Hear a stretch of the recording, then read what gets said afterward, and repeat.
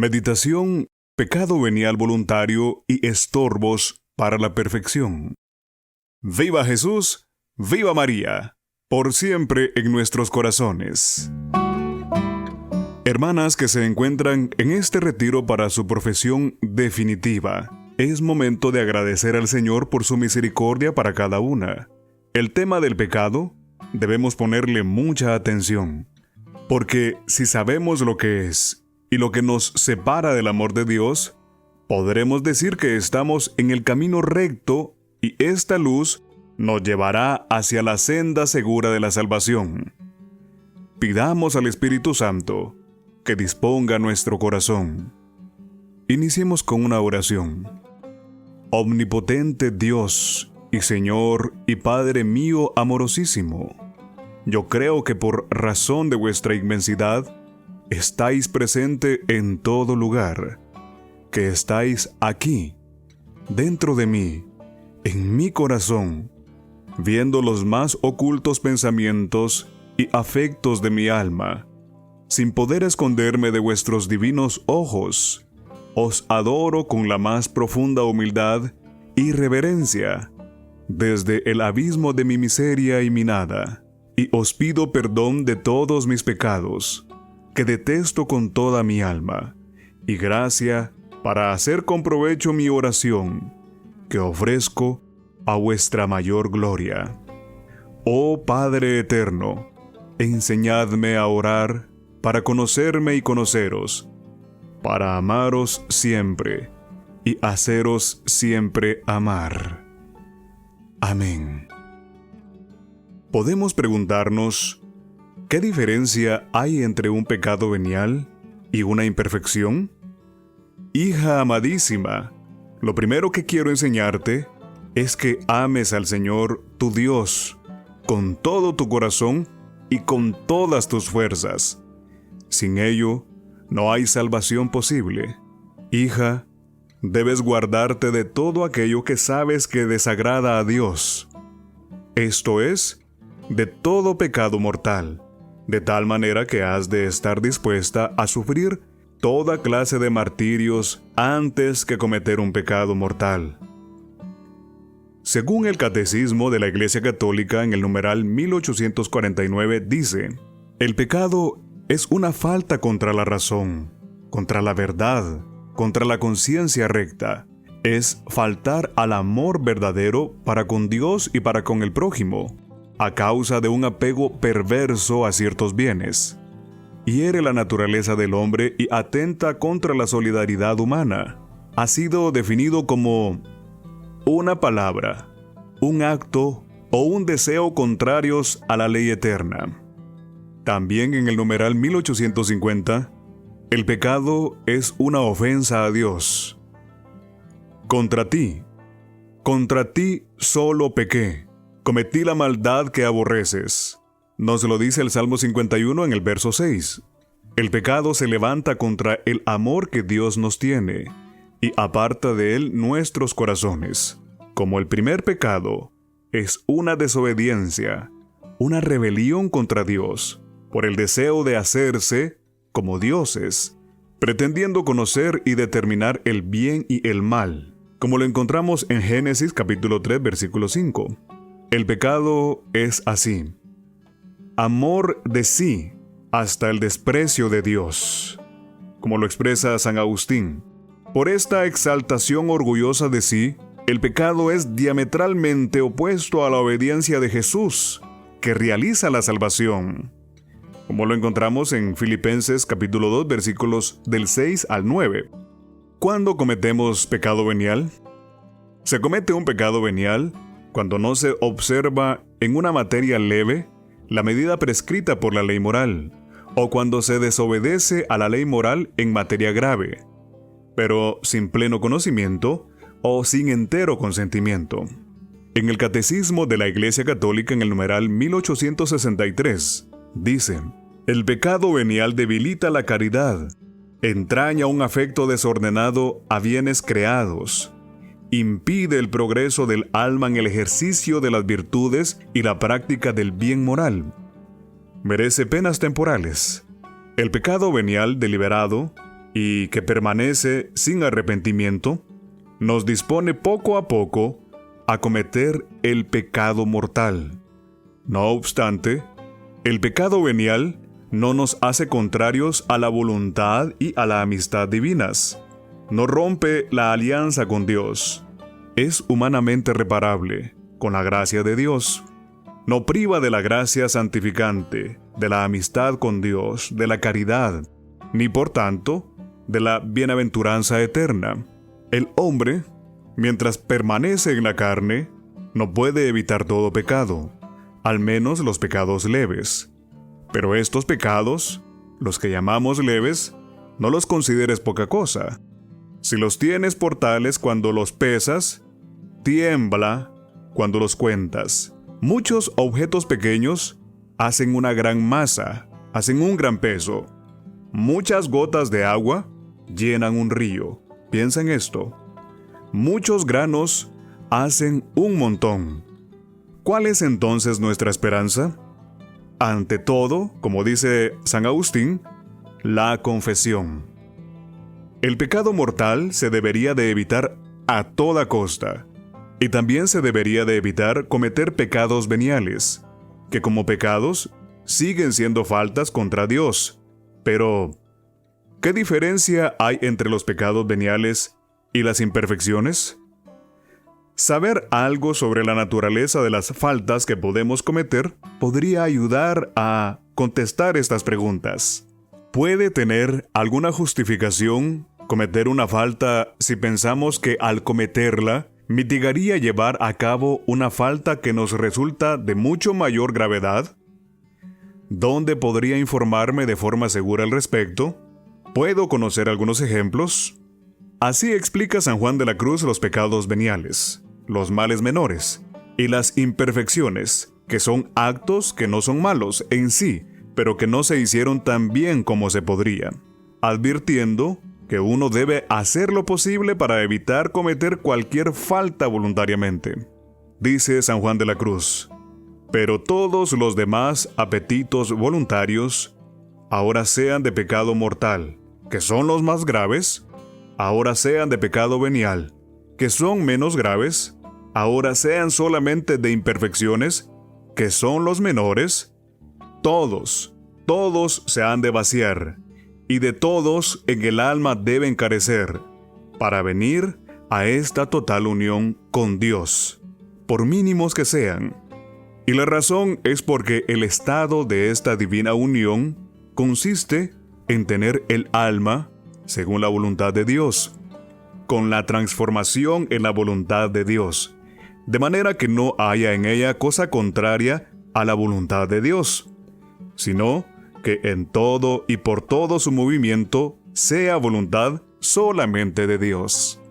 Sin advertirlo y conocerlo, o sin ser en su mano, bien caerá en imperfecciones y pecados veniales, y en los apetitos naturales que habemos dicho, porque de estos tales pecados, no tan voluntarios y subrepticios, está escrito, en Proverbios 24:16, que el justo caerá 7 veces en el día, y se levantará.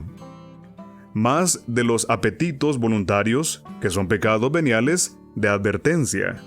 Aunque sean de mínimas cosas, como he dicho, basta uno que no se venza para impedir. Digo, no mortificando el tal hábito, porque algunos actos, a veces, de diferentes apetitos, aún no hacen tanto cuando los hábitos están mortificados. Aunque también estos ha de venir a no los haber, porque también proceden de hábitos de imperfecciones, pero algunos hábitos de voluntarias imperfecciones en que nunca acaban de vencerse, estos no solamente impiden la divina unión, pero sí el ir adelante en la perfección. Estas imperfecciones son, como una común costumbre de hablar mucho, un alimentío a alguna cosa que nunca acaba de querer vencer, así como a persona, a vestido, a libro, celda, tal manera de comida y otras conversacioncillas y gustillos en querer gustar de las cosas, saber y oír, y otras semejantes. Cualquiera de estas imperfecciones, en que tenga el alma hacimiento y hábito, es tanto daño para poder crecer e ir adelante en voluntad, que si cayese cada día en otras muchas imperfecciones y pecados veniales sueltos, que no proceden de ordinaria costumbre de alguna mala propiedad ordinaria, no le impidieran tanto cuanto el tener el alma hacimiento a alguna cosa, porque en tanto que le tuviere, excusado es que pueda ir el alma adelante en perfección, aunque la imperfección sea muy mínima, porque eso me da que un ave está asida a un hilo delgado que a un grueso, porque aunque sea delgado, tan asida se estará a él como al grueso. Es tanto que no le quebrare para volar. Verdad es que el delgado es más fácil de quebrar, pero por fácil que es, si no le quebrare, no volará. Y así es el alma, que tiene hacimiento en alguna cosa, que aunque más virtud tenga, no llegará a la libertad de la divina unión. Leyendo lo que decía a San Luis su madre, lo que dijo la santa a su hijo, y que recomienda San Juan de la Cruz, uno podría pensar como los que critican al Señor en el Evangelio del 20º domingo del tiempo ordinario, por decir que sin comer su carne y sin beber su sangre, no tendrían vida. Este modo de hablar es duro. ¿Quién puede hacerle caso? Pero el Señor nunca niega su gracia a los que se lo piden de corazón. Él quiere ser nuestra fortaleza y ayuda en los sacramentos de la Iglesia. La gravedad del pecado. Pecado mortal y venial. Como lo encontramos en el numeral 1854 del Catecismo de la Iglesia Católica, conviene valorar los pecados según su gravedad. La distinción entre pecado mortal y venial, perceptible ya en la Escritura, como lo menciona la primera carta a Juan en el capítulo 5, versículos 16 y 17, se ha impuesto en la tradición de la Iglesia. La experiencia de los hombres la corroboran. Y sigue el numeral 1855 del Catecismo. El pecado mortal destruye la caridad en el corazón del hombre. Por una infracción grave de la ley de Dios, aparta al hombre de Dios, que es su fin último y su bienaventuranza, prefiriendo un bien inferior. Y continúa, el pecado venial deja subsistir la caridad, aunque no la ofenda y la hiere. Sigue el numeral 1856 diciéndonos en el Catecismo, el pecado mortal, que ataca en nosotros el principio vital, que es la caridad, necesita una nueva iniciativa de la misericordia de Dios y una conversión del corazón que se realiza ordinariamente en el marco del sacramento de la reconciliación, conocido también como la confesión. Y sigue nuevamente el numeral 862 del Catecismo. Se comete un pecado venial cuando no se observa en una materia leve la medida prescrita por la ley moral, o cuando se desobedece a la ley moral en materia grave, pero sin pleno conocimiento o sin entero consentimiento.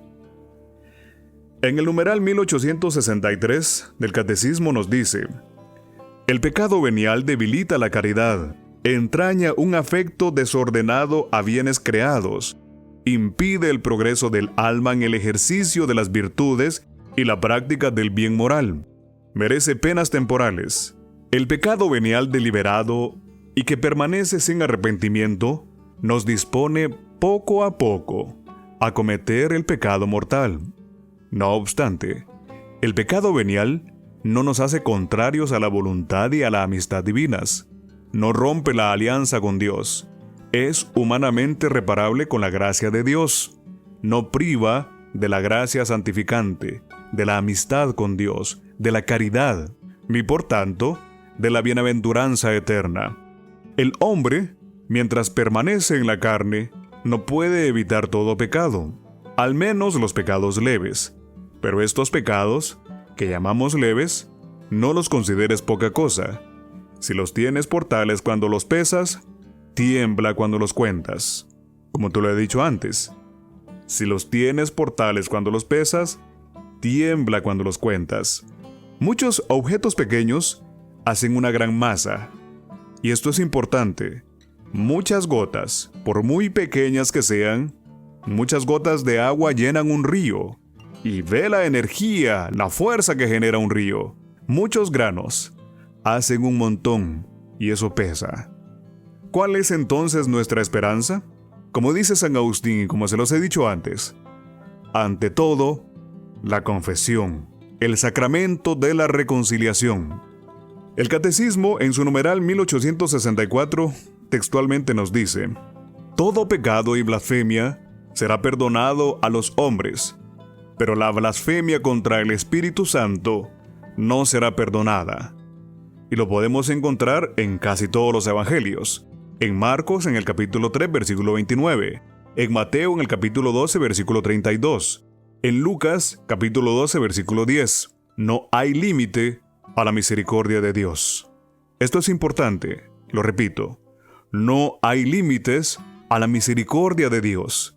Pero quien se niega deliberadamente a acoger la misericordia de Dios mediante el arrepentimiento, rechaza el perdón de sus pecados y por consiguiente, la salvación ofrecida por el Espíritu Santo. Semejante endurecimiento puede conducir a la condenación final y a la perdición eterna. Santidad y perfección.